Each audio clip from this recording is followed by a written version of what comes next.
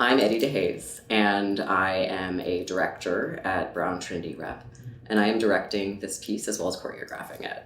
So, Death in the Maiden is a story about a woman named Paulina who lived through this authoritarian dictatorship, the Chilean dictatorship. So, Paulina was a young student. She was 18 or 19 and was an activist against this dictatorship and was abducted. And in her time, while she was abducted, she was tortured and she was raped. This play takes place 15 years later. She is with her husband, who has recently been appointed to a commission to investigate the crimes of the dictatorship. Her husband gets a flat on the road, and the man who helps her, Paulina, recognizes his voice as her torturer. The question of the play is this man really her torturer? And if so, what does she do? Frankly, what do you do when the person who hurt you more than anything else in the world shows up? And how does it change your relationship with the person to whom you are closest? In this case, her husband. Can you take revenge and still be the person that you are? And how do we stop cycles of revenge?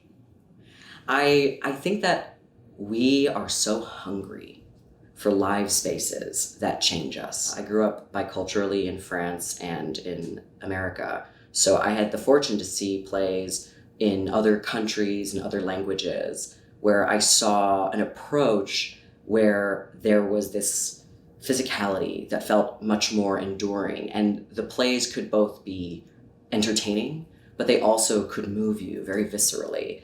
And I hadn't seen that as much in the American theater scene.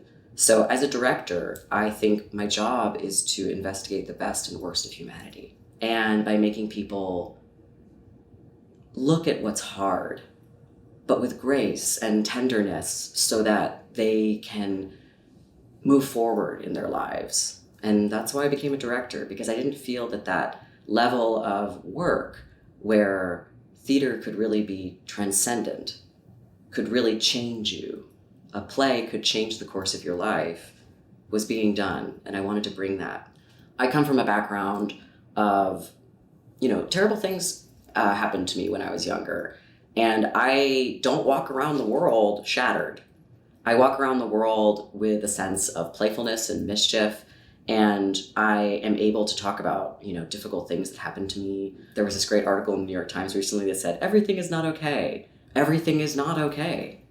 On a personal level, on a political level, and that's okay. It's okay for everything to not be okay. And I think we've all had terrible things happen to us and done terrible things that in the future we can laugh about. So I'm very interested in sometimes how really awful things can go so far into awfulness that they come back into humor. So I think that that's really what I'm trying to get to, is how there's this magnitude to what's difficult, but there's also this intimacy that can be created with it when we find laughter. In Death in the Maiden, Dorfman has written these stage directions where he's constantly talking about the moon and the sea. And while Paulina is alone, she is always bathed in moonlight and listening to the sea. And as I went through the play, I started to realize that she had this great relationship to the universe that was giving her strength. And what I think we're exploring is this idea of the moon and the sea. They are embodied by an opera singer, this beautiful woman named Aliana de la Guardia. And she's a professional opera singer, and she is singing to Paulina. So I am a opera director as well as a theater director. And one of the things that I'm really eager to do as an opera director is to make opera more accessible to everyone. And Death in the Maiden is a play, but it's inspired by a Schubert quartet, but it's also inspired by a Schubert song called Death in the Maiden. I got really excited about this because these songs that he wrote, they don't live in any particular opera. So we talked about the idea of just taking the actual, songs and just doing them straight with this moon character.